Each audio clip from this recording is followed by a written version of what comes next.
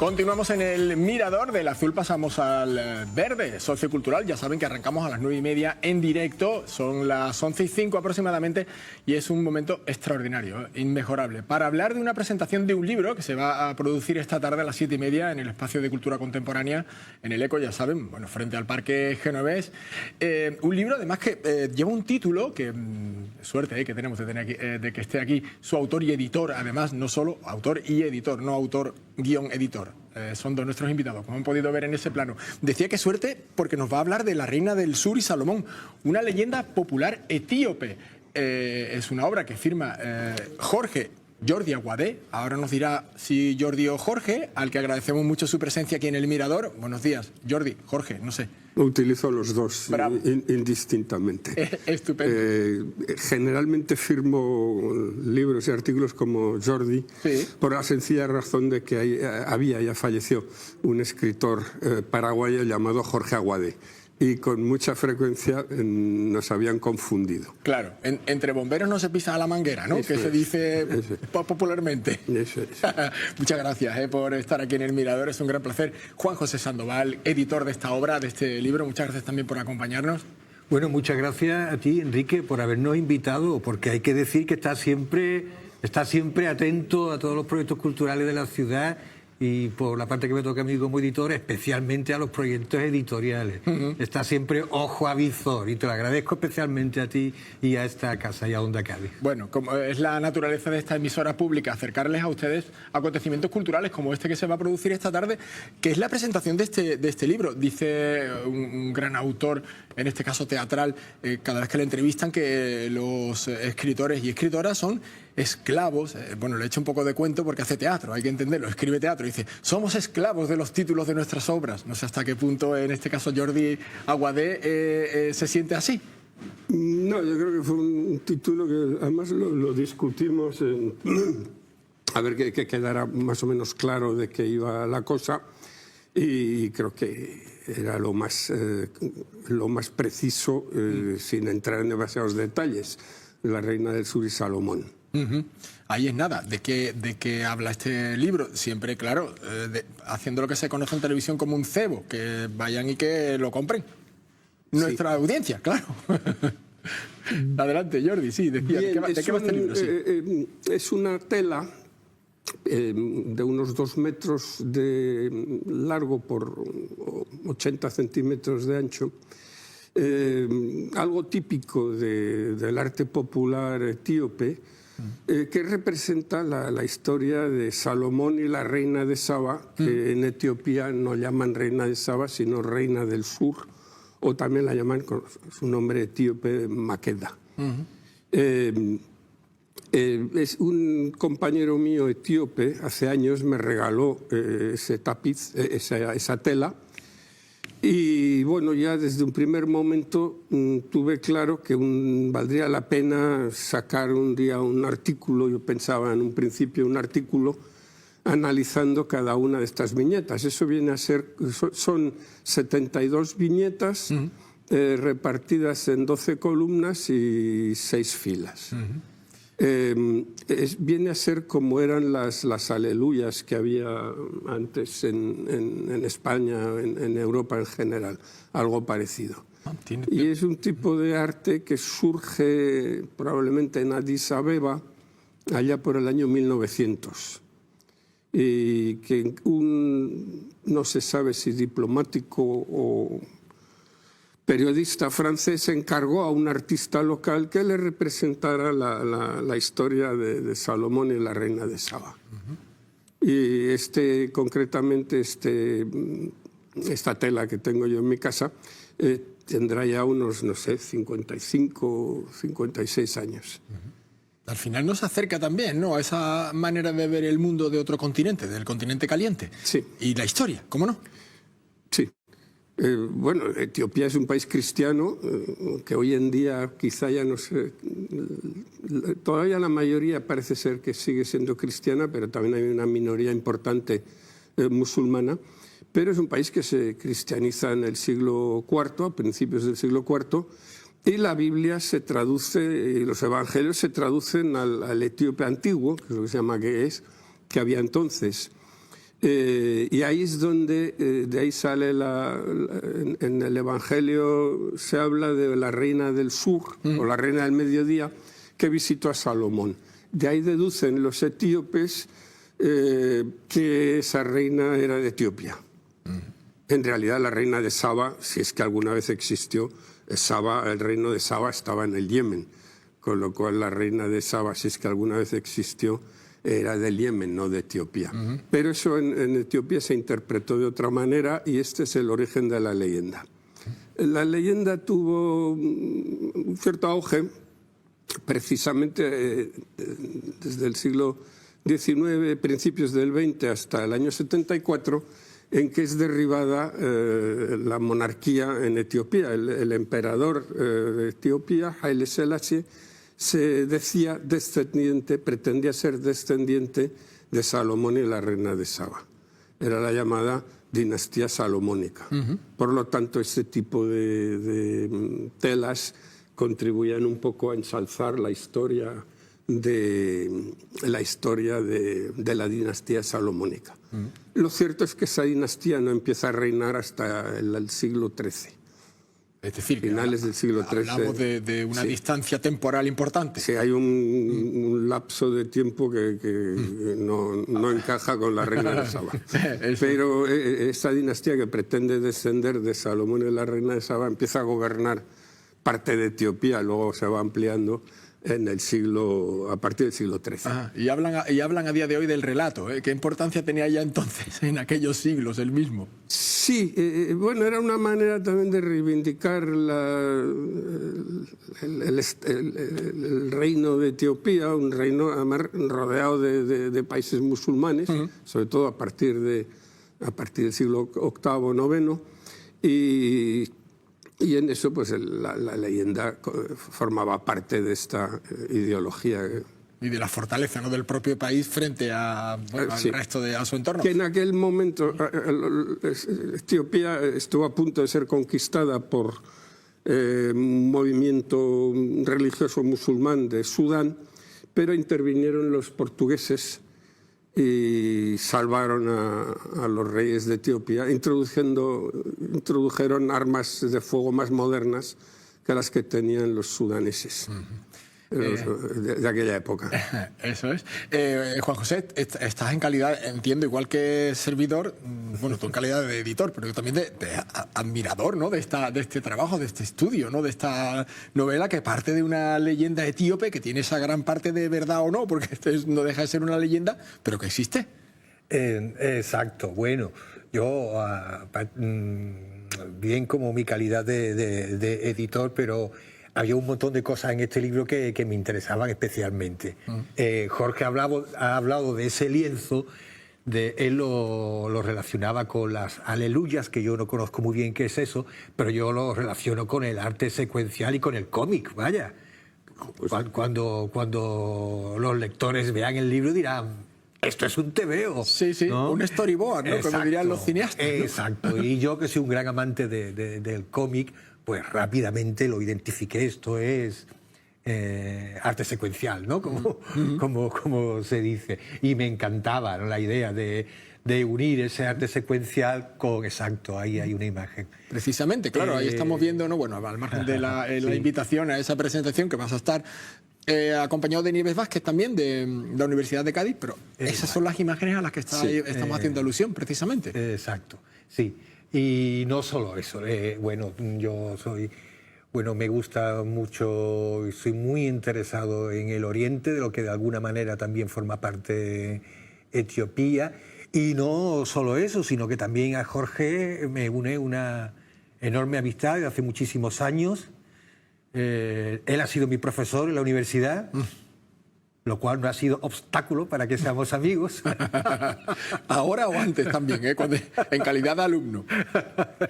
Y no solo eso, sino que he tenido la suerte ya de publicarlo en varias ocasiones. Yo incluso creo que ya podías decir que soy el editor de Jorge Aguadé. Pero este libro te ha interesado más que otros. Sí, sin duda. Muchísimo más. Se ha volcado, porque la maquetación, iba a mencionarlo luego, evidentemente la maquetación es muy buena. La tengo en mis manos. Me encanta cómo la ha hecho muy cuidada, pero un libro sobre el árabe hablado en Tánger, yo creo que no le interesó mucho, ¿no? Le edité el libro La gramática del árabe que se habla en Tánger, y no solo en su faceta de investigador o de trabajo científico, porque tengo que decir que Jorge también tiene una faceta como autor, humorístico, podríamos decir, Jorge, que en esa faceta ya le he publicado 3 libros. Apareciste... Colectivos. Apareció en Histeria de Cádiz, apareció en Histeria Sagrada y en aquella gran obra monumental de contribuciones locales al Congreso de la Lengua de Cádiz 2023.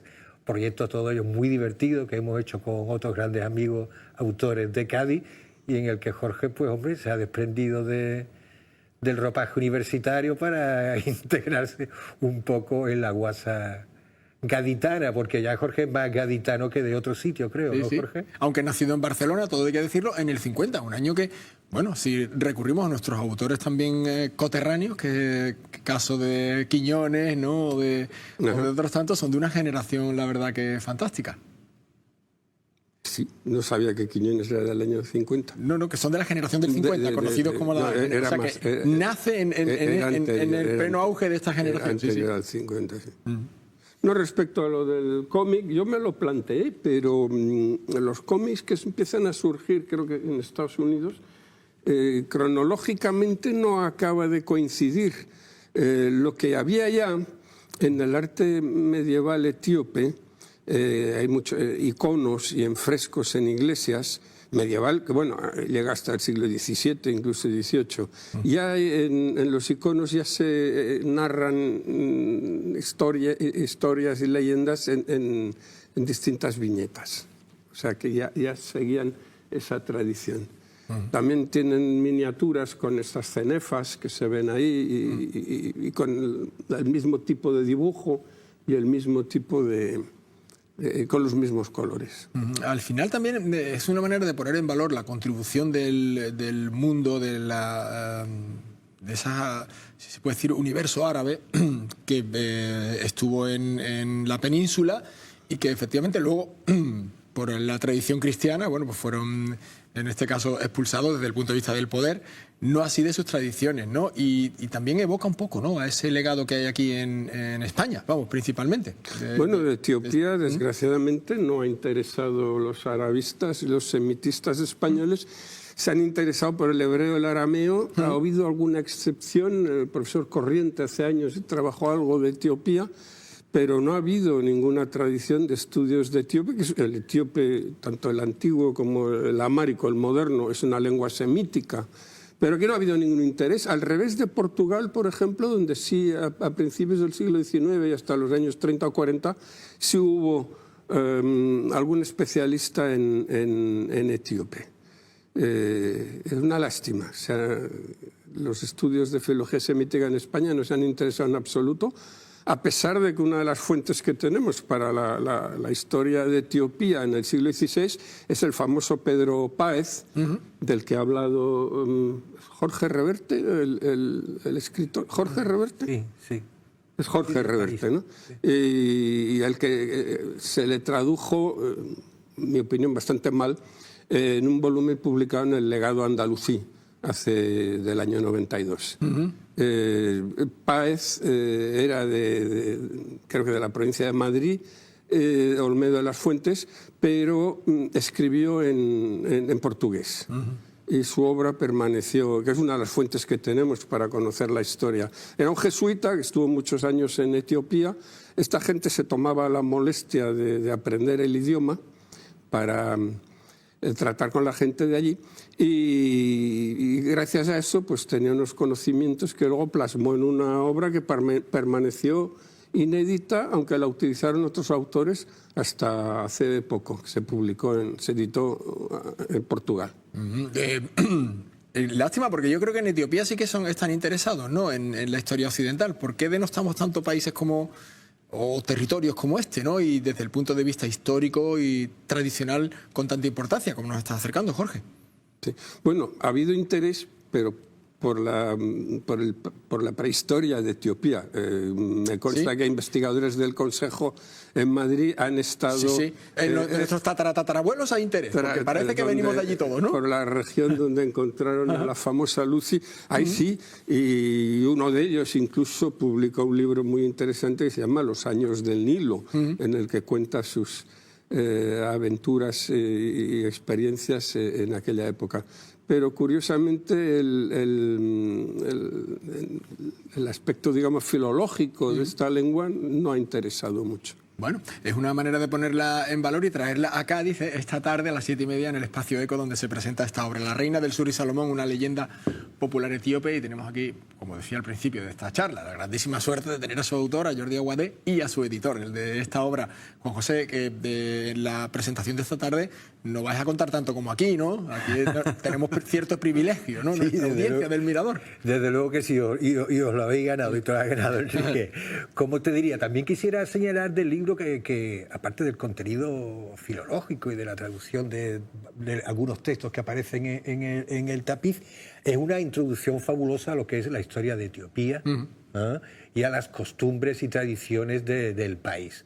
Porque, bueno, el autor lo hace de esa manera, una introducción magnífica, insisto, no es solo un libro de contenido filológico, y especialmente interesante es que se va desgranando de cada una de las imágenes pues cuestiones alusivas a la vida cotidiana y a las costumbres de la zona. Se convierte más en un libro de antropología descriptiva que en un libro puramente lingüístico de filología. Y todo eso le da una vida y una dinámica al libro que lo hace muy, muy, muy particular a mi modo de ver. Altura cultural y además, bueno, aterrizando, ¿no? Esas costumbres de este pueblo, ¿no? Si se puede decir de esta manera, el etíope. Sí, bueno, son varias etnias y esta leyenda es típica de Etiopía y ahora de la Eritrea, que es independiente desde el año 93. Y efectivamente había que estudiar las viñetas también desde el punto de vista de las costumbres, reflejan la vida tradicional etíope. Y eso también era importante tratarlo y comparar con otras telas de este tipo. Hay bastantes hoy en día y gracias a Internet pues ha sido muy fácil ver, consultar ejemplares de distintos museos, incluso ejemplares que están a la venta en casas de subasta, y en Internet se puede ver la imagen. Eso ha ayudado también a veces a interpretar alguna viñeta, porque a veces está tan estilizado que no estaba muy claro qué es lo que se representaba allí. ¿Y no te animaste a comprar otra tela, Jorge?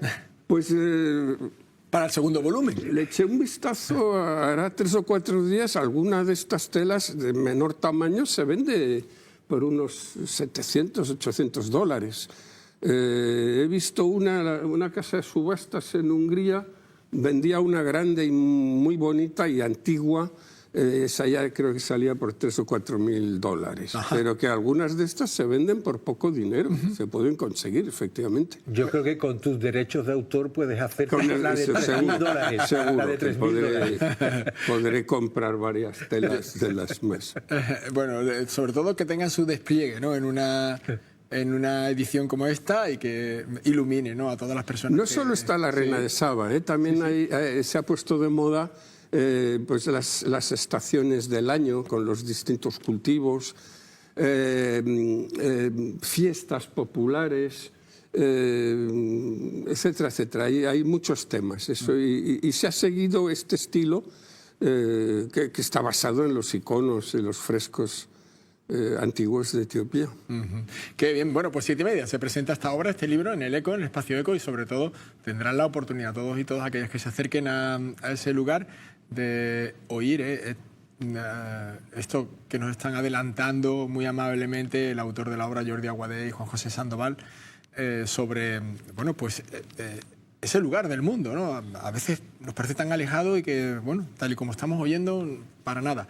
No hay que irse a nuestro tatarabuelo, que dice que venimos de ahí todos y todas, pero que luego hay una tradición y una historia que está muy cercana a la nuestra. Muchas gracias a los dos. Enrique, muchas gracias. Gracias a ti. Cuando tenga otra tela, por favor, profesor. Sí. Con los derechos de autor. Vale, por favor. Compraremos unas cuantas. Ojalá, que así sea. Y veamos otro sobre las estaciones, por ejemplo, ¿no? Donde, como adelantado, los cultivos. Muchas gracias, que vaya muy bien esta tarde la presentación. Gracias. Un placer. Bueno, que hacemos una pausa para la publicidad. Vamos a seguir hablando de literatura, de otra obra, en torno al bullying, ya verán. Para eso tienen que esperar unos minutitos, que estamos en publicidad, pero regresamos y continuamos aquí en El Mirador. No se vayan.